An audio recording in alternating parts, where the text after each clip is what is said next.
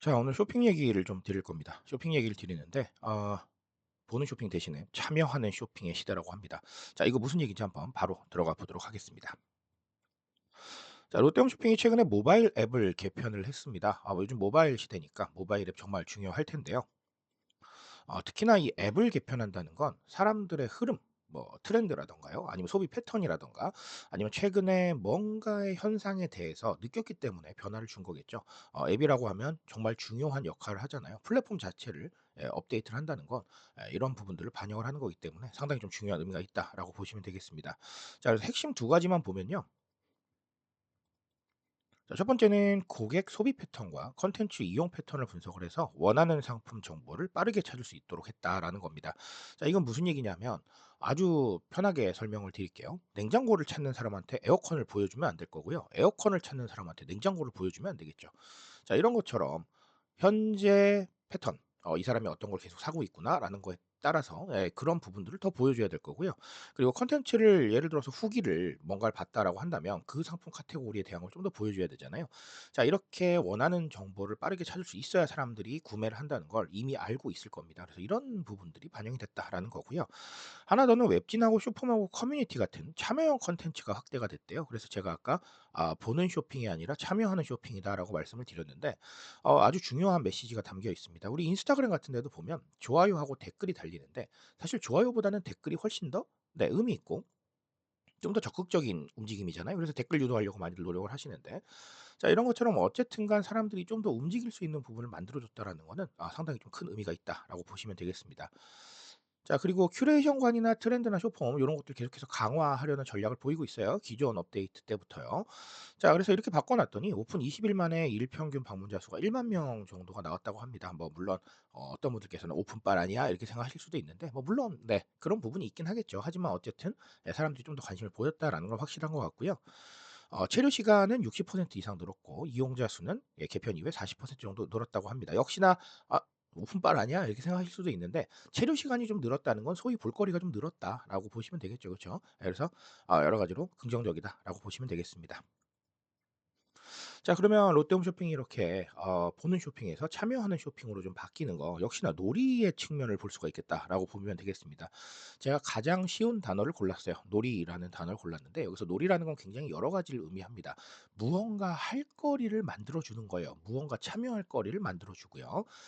예를 들면 그냥 보고 지나갈 수도 있겠죠. 근데 기억에 안 남아요. 이런 부분들이 있기 때문에 과거에 우리 광고 시대를 한번 생각해 보세요. 매스미디어 광고는 근데 그냥 쑥 지나가죠.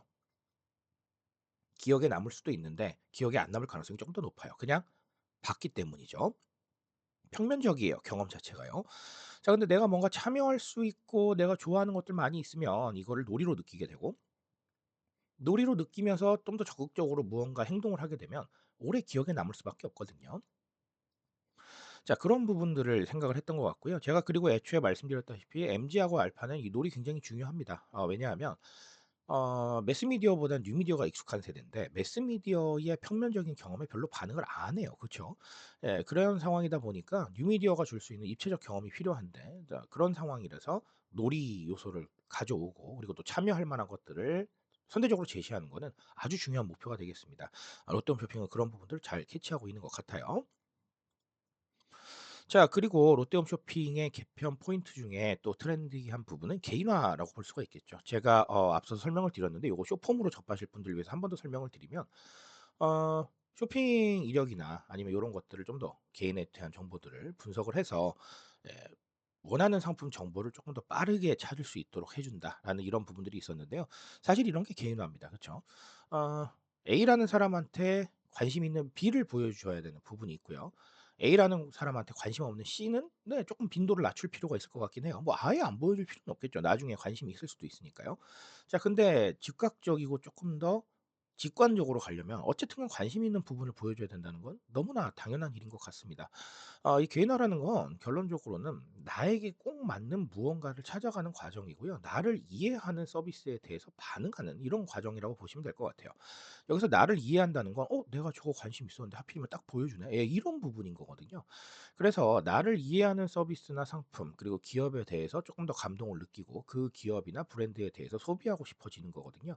그래서 이 개인화라는 건 그냥 단순하게 '흐름이 그렇구나.'라고 보실 수도 있을 상황이긴 한데 쪼끔만 더 디테일하게 보신다면 결국은 감동 범위를 높이고 감정적인 효과 아까도 말씀드렸지만 '정말 나를 너무 잘 알아주네.' 예 이런 부분들을 만든다는 거 생각해 주시면 되겠습니다. 그러니까 사실은 AI나 기계적인 요소를 동원해서 감정을 만들어내는 작업이잖아요. 이거 안 할 이유가 있겠습니까? 너무 괜찮잖아요. 네 그래서 이런 개인화에 대해서 많이들 주목하고 있고 또 롯데홈쇼핑도 이번 앱 개편에 많이 반영을 했다라고 보시면 되겠습니다.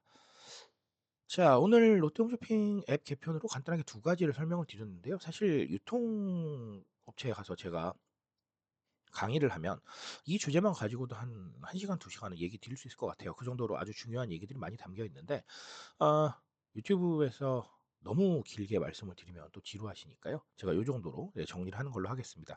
혹시나 쪼끔 더 많은 이야기 필요하시면 네 제 프로필 참고하셔서 그리고 또 외부의 검색 참고하셔서 한번 강의 요청 주시면 제가 가서 말씀드리는 걸로 하겠습니다. 자 오늘 여기까지 말씀드리고요. 쪼끔 더 좋은 얘기로 돌아오도록 하겠습니다.